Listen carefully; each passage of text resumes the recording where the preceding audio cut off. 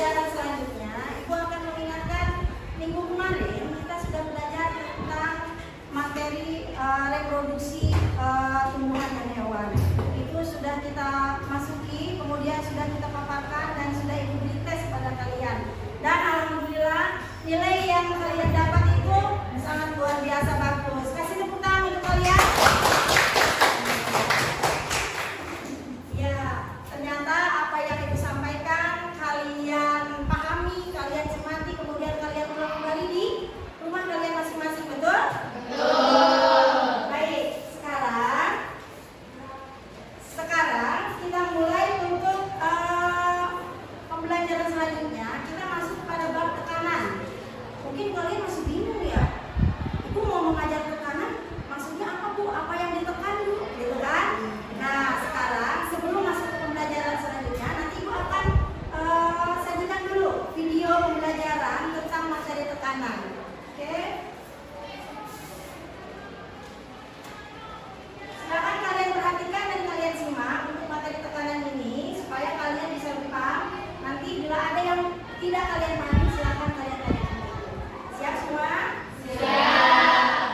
Yuk, bismillah. Semuanya, pernah nggak sih kalian perhatiin kenapa benda tertentu itu ngasih reaksi yang beda banget waktu kita dorong atau waktu benda itu harus semakin berat? Nah, hari ini kita bakal membongkar sebuah misteri fisika dasar yang sebenarnya terjadi terus di sekitar kita hari. Coba bayangin, kenapa pisau yang di dunia kayu itu gampang banget buat menghargai? Beda jauh sama pisau yang itu. Atau bayangin kalian lagi jalan di tanah becek habis hujan. Kenapa orang yang pakai sepatu kaki itu akhirnya bakal langsung ambles nancep ke dalam lembut, sementara orang yang pakai sepatu datar bisa jalan santai aja tanpa terperosok? Jawabannya ternyata berakar pada satu konsep fisika yang brilliant. Oke, kita masuk ke bagian pertama, misteri jejak koin. Mari kita selidiki. Buat benar-benar paham konsepnya, kita lakukan eksperimen simpel aja yuk. Siapin gelas di sini, terus ratain permukaannya. Kalau udah, ambil 2 koin logam yang identik. Koin pertama kita taruh secara mendatar atau horizontal, terus koin kedua kita taruh berdiri alias vertikal. Nah, ini bagian paling krusial. Kita tekan kedua koin itu ke bawah barengan dengan dorongan atau gaya yang misalnya sama persis. Benar-benar kekuatan dorongan yang sama ya. Lanjut ke bagian kedua, membedah hasil eksperimen. Apa yang terjadi setelah kita tekan? Pas kita angkat kedua koin, coba kalian lihat ya, beda kedalaman jejaknya. Koin pertama yang dihubungi tadi yang bentuk posisi dengan pos pembukaan gede, ternyata cuma digali jejak yang dangkal.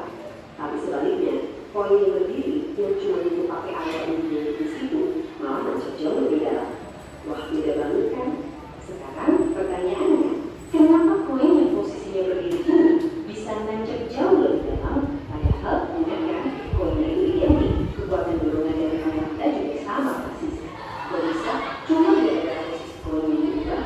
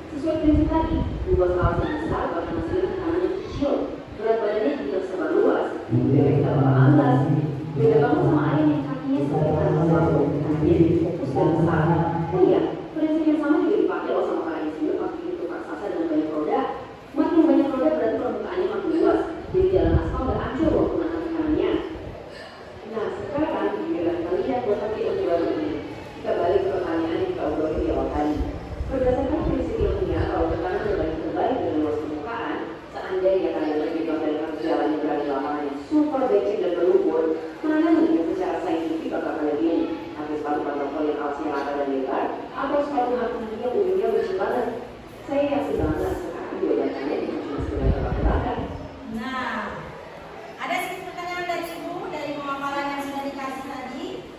Pilih sepatu rata atau hak runcing di lumpur. Ketika kalian mendapat dua pilihan dan melihat kondisi alam yang ada, apa yang akan kalian pilih? Sepatu dengan hak rata atau dengan hak runcing yang kalian pilih? Silakan angkat tangan. Boleh? Silakan. Sepatu hak rata. Bisa dikasih alasannya? Alasannya?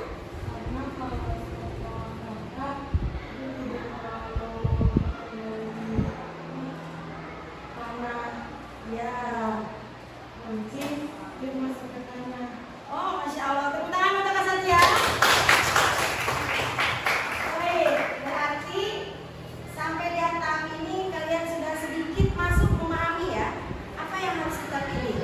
Terus sekali kita harus memilih luas untuk supaya tidak masuk terus ke dalam lumpur. Berarti kita harus memilih sepatu yang mempunyai lebar penampang itu yang lebih luas daripada sepatu hak runcing. Kalau kita pakai sepatu hak runcing, apa yang terjadi?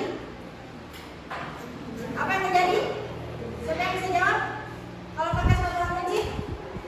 Silakan Revi. Silakan. Assalamualaikum. Silakan.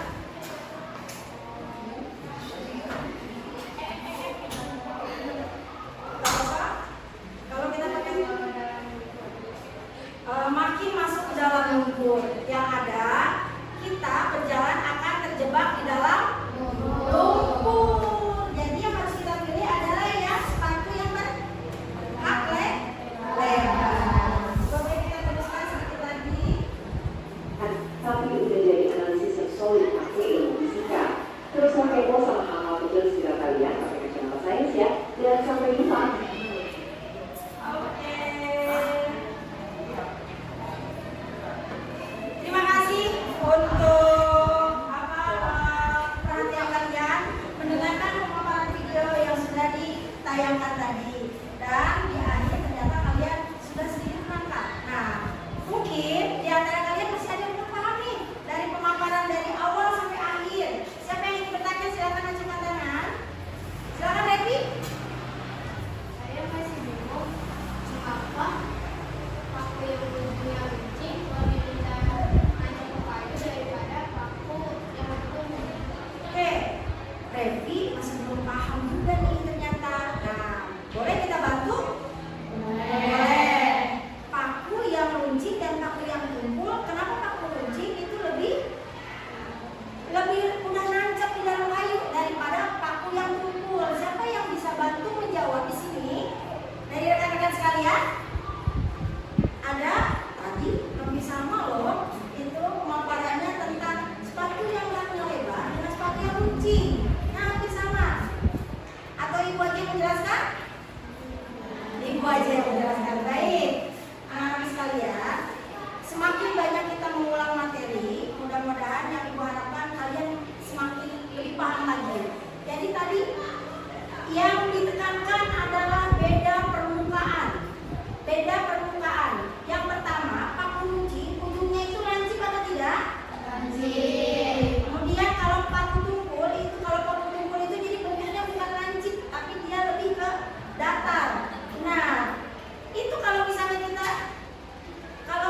kita diberikan tekanan untuk paku runcing, sekali tekanan berarti tekanannya itu akan lebih besar, lebih cepat menancap daripada paku yang tumpul. Ya, kalau paku yang tumpul kita memberikan tekanan, tapi untuk lebih banyak menancapnya itu sangat sedikit. Dia hanya ada di dasarnya saja. Paham sampai di sini? Oke, alhamdulillah. Sekarang siapa lagi yang belum paham dari materi yang tadi ibu kasih? Boleh Mbak Dina?